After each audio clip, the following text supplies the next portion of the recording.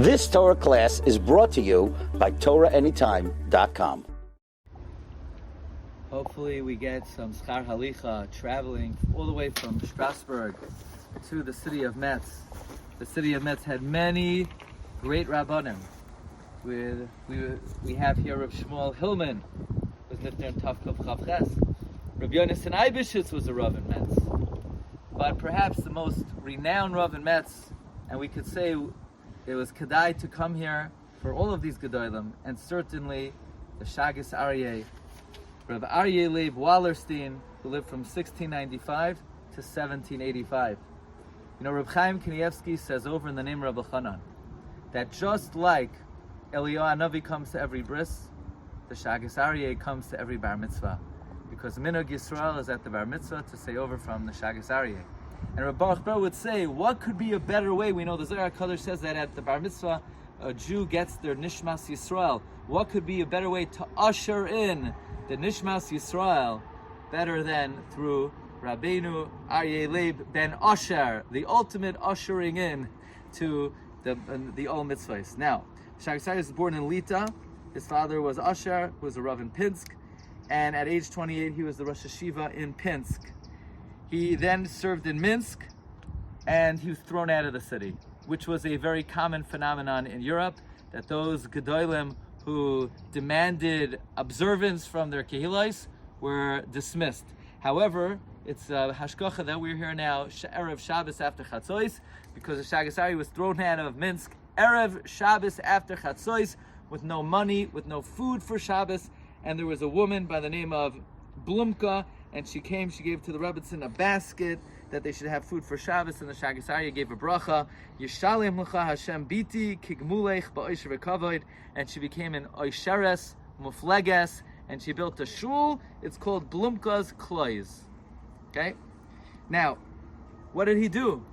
He wandered from city to city. How did he make a living? He was a speaker. Did not have an official capacity.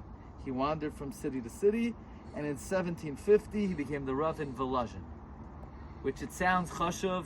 He made no money over there. And he had one beged for the weekday and one for Shabbos. His wife had to be a baker. He couldn't afford svarim, so he would go to the house of a particular Rabbi Yitzchak. Now, Rabbi Yitzchak's wife was pregnant. She was in labor, but she didn't want to stir the Shaagas Aryeh. So during the labor, she was quiet. She kept, because she didn't want to outcover that Torah.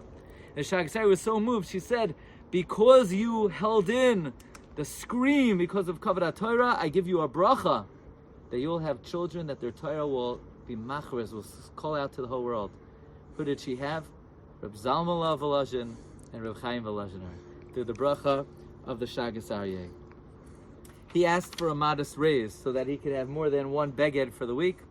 They couldn't give it to him, so he had to continue to wander. He would continue to be a Maggid. He didn't reveal himself.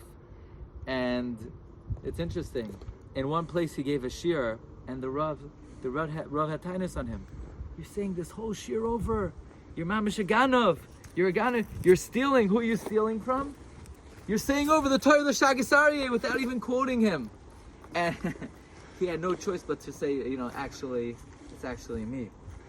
Now, he came to the city of Metz in 1767, and you know how old he was? He was 70 years old. And they mocked him. They said, why are you moving into the city? You want a spot in our nice cemetery over here? You're 70 years old. You can't get a job. You came to get a nice makom in the cemetery? So he said like this. Yaakov Avinu comes to Mitzrayim, and Pari says, what's the first question Pari asks him? How old are you? What kind of chutzpah is it? How old are you? Because Pari was asking for selfish reasons. Here there was famine in the city, in the country, and Yaakov Avinu comes and there's bracha. So they wanted, how old are you? How much longer do we have of this bracha? So Yaakov Avinu says, no, I look older than you think. It's because I had a rough life, that's why I look so old. Don't worry, you'll have a lot of bracha left in me. And sure enough, Yaakov lived how long? 17 years in Mitzrayim.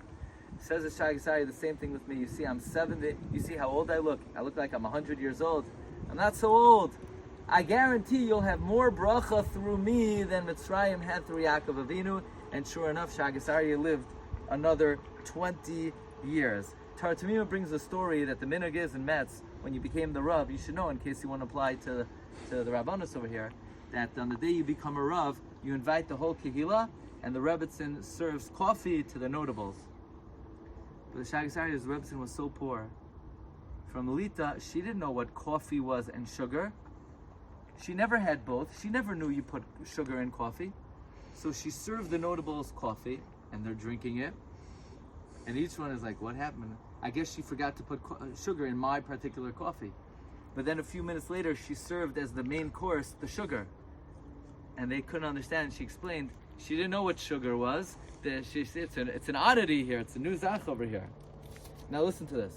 The Gura said the Shaagas Aryeh had the capability of learning the main ideas of Shas. In 1 hour, he could chazer the whole Shas. In fact, in the last month of the Shaagas Aryeh's life, he invited the loimdim of the city, and they said, what is this? A siyum. He said, really? Which number siyum? Elef. The 1000th time Shaagas Aryeh reviewed Shas. At the age of 90, in some svarim it says Chav Hei Sivan. I would go with what it says on the Matseva, and that is, it was just a short while ago, less than 2 weeks ago, Taf Vav Tammuz Taf Kuf Mem Hey, 1785. Rabbi Lezer Kalir, the author of Ar Chadash, writes about the Shaagas Aryeh, about his tzidkus. He did not eat from a chai during the week. He didn't sleep in a bed. He learned Yoimam V'Layla Le'Pasik Pume Migersei. His Talmidim, Rabbi Rafal HaKoyin, Rabbi Chaim Volozhiner. These were Talmidim of the Shaagas Aryeh. If I could just say over one idea, we're now in the 3 weeks. Shaagas Aryeh says, there's a big discussion. Chidan, the Machzik Bracha Paskin, Berachas HaTorah is D'Rabbanan. Says the Shaagas Aryeh, I'm going to bring a Raya, Berachas HaTorah is D'Oraisa. Listen to this Raya.